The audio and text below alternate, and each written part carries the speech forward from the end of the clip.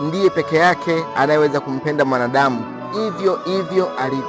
Wanadamu wengi tunapenda kitu fulani, unapenda nywele zake, unapenda sura yake, anapenda mali zake, unapenda ucheshi wake na kadhalika. Yaani binadamu tuna specific criteria ambazo tunazipenda kutoka kwa mtu fulani, lakini Mungu anatupenda wote the way tulivyo. Haijalishi wewe ni mzuri, ni mrefu, ni mfupi, una kasoro yoyote, Mungu anatupenda sote.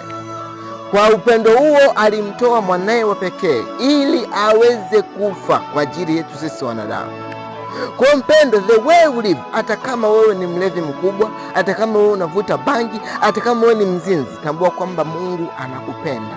Usikae huko, tambua kwamba bado Yesu anakupenda, anatamani urejee kwake. Kwa hivyo sasa unaposikia sauti hii, chukua hatua, mtafute Yesu Kristo apate kukubadilisha. Yamkini kuna mambo ambayo unayaona ni magumu kwenye maisha yako, unayaona kama vile yameshindikana. Yesu anaweza. Mungu akubariki sana, nikutakie wakati mwema.